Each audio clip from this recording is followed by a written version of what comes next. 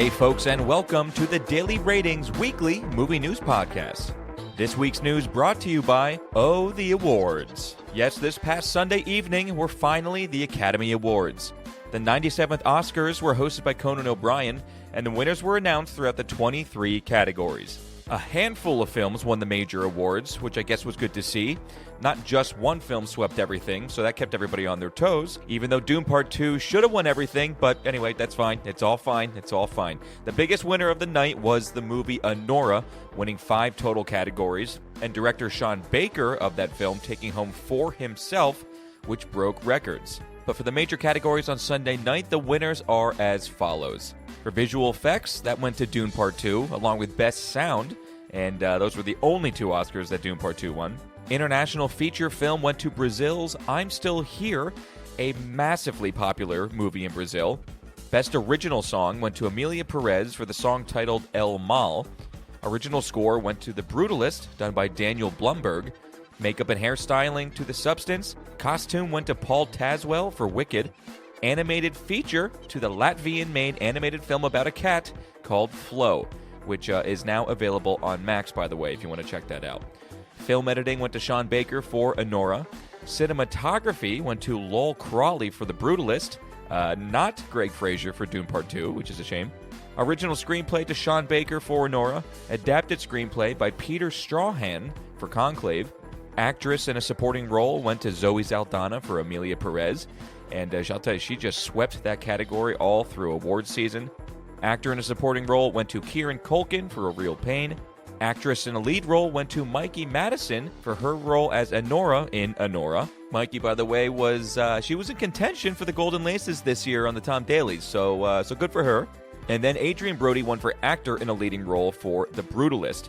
And this is actually Brody's second Oscar for lead role, his first one being basically 2 decades ago for The Pianist. Best directing went to Sean Baker for Anora, and then the big award for the night, Best Picture. It kind of was a bit of a toss-up up until the end of the night, and it went to Anora. So another year, another long award season over. Finally, let us all jump into the year 2025 because a lot is coming down the pike for this year. And don't forget, for the only award show that actually matters, folks, check out the Tom Dailies for the year 2024. That came out in mid-January, so much more timely than those overrated Oscars. And just a couple other stories for this past week, folks. First, we'll get into the sad news, and the news that made headlines basically everywhere. So actor Gene Hackman and his wife, classical pianist Betsy Arakawa, were found dead in their home last Wednesday, the 26th, at 1:45 in the afternoon, Santa Fe time. The couple lived in a community in Santa Fe, New Mexico, and when they hadn't been seen for a number of days, a wellness check was done. A property worker could see from outside the home that Arakawa was lying on the bathroom floor, and they immediately called the police. The autopsy and toxicology reports are still ongoing, so here is what we know so far. Gene Hackman was found on the floor of what was described as their mudroom. The warrant says it looks like Hackman had fallen suddenly. He was wearing sweatpants, a long-sleeved t-shirt, and slippers. His glasses were found close to him on the floor. Arakawa was found in the bathroom close to the front door.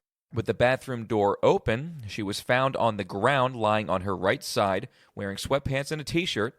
A space heater was found near her head, and an opened orange prescription bottle, along with scattered pills, were found on the countertop in the bathroom.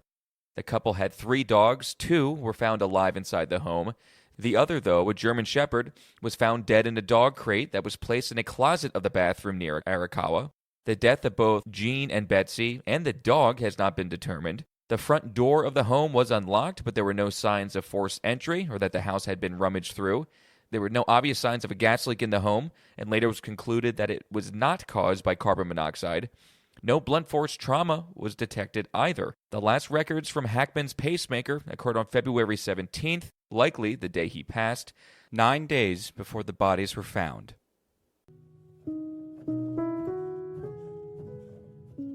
Betsy Arakawa was just 65 years old and an accomplished pianist. Born in Hawaii and of Japanese descent, she met Hackman in the 1980s and they dated for 7 years before marrying in 1991. Gene Hackman is one of the acting greats in Hollywood's history. After 4.5 years in the Marine Corps as a field radio operator and some time jumping around jobs, he ended up pursuing acting in 1956 and ended up having a career in film that spanned decades, with just over 100 credits to his name. He's known for films like Bonnie and Clyde, The Conversation, Mississippi Burning, The Royal Tenenbaums, Hoosiers, The Birdcage, and playing Lex Luthor in 2 Superman movies. He won an Oscar for supporting role in Unforgiven, and one for leading role in 1972's The French Connection. Hackman retired from film in 2004, with his last movie being Welcome to Mooseport with Ray Romano. Hackman also wrote several fiction books towards the end of his career, and he actually published 3 while in retirement. Hackman was 95 years old when he passed. He has 3 children and multiple grandchildren.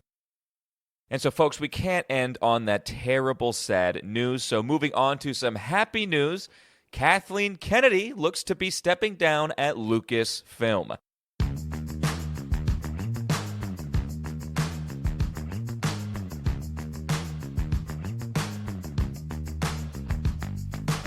She has told associates she plans to retire by the end of 2025. Kennedy took the reins of Lucasfilm back in 2012 after Disney basically paid off George Lucas for a cool $4 billion, and it feels longer than 12 to 13 years, I have to say, as a whole lot of content has been released in those years. Kathleen Kennedy was the top person overseeing all Star Wars and Indiana Jones properties. And look, I'm not going to sugarcoat it. Kennedy was not loved by many fans and for many, many reasons. It's been a weird and tumultuous ride. She has made money for the company, no doubt, which really above all is her job. But the projects created to bring in that cash have been a roller coaster. And in fact, a roller coaster that mostly goes downhill. But that being said, I will give her props for sticking around and surviving in that position for as long as she has. The weight of that job has to be immense, so props to her. I just wish that it went a little bit better.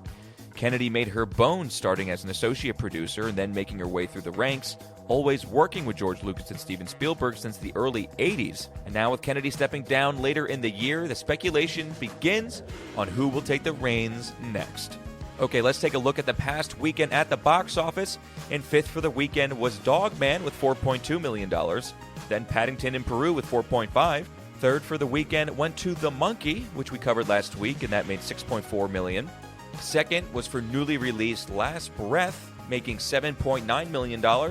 And once again, the best film at the box office for this past weekend was Captain America Brave New World, bringing in $14.9 million. A worldwide total of $342 million thus far. Now, coming up on this Thursday on the Daily Ratings, Vincent Daly will be watching, rating, and reviewing. Well, actually nothing, because we've got a special for you. Yes, it's a Daily Ratings special. Vin and Tom Save the Movies. We'll sit down and have a conversation about what we would do or change to help the movie and also the theater industry. I'll have my top 5 things to do. Vince will have his 5. And by the end of the conversation, Hollywood will be saved. And it just makes sense. You know, when you look at the combined years of experience in the film industry between Vince and I, you would have 0 years of experience in the film industry, which just means we are the right guys for the job. So it's going to be fun, everybody. Be sure to hang out with us this Thursday. And okay, folks, that wraps up the news. We'll leave you today with a quote from an actor, Morgan Freeman. This week, our community lost a giant. And I lost a dear friend, Gene Hackman. I had the pleasure of working alongside Gene on 2 films, Unforgiven and Under Suspicion. And like everyone who ever shared a scene with him, I learned he was a generous performer and a man whose gifts elevated everyone's work. He received 2 Oscars, but more importantly, he won the hearts of film lovers all over the world. Gene always said, "I don't think about legacy. I just hope people remember me as someone who tried to do good work." So I think I speak for all of us when I say, Gene, you'll be remembered for that, and for so much more. Rest in peace, my friend. And all right, folks, the Daily Ratings Weekly Movie News Podcast, that was it. See you on Thursday.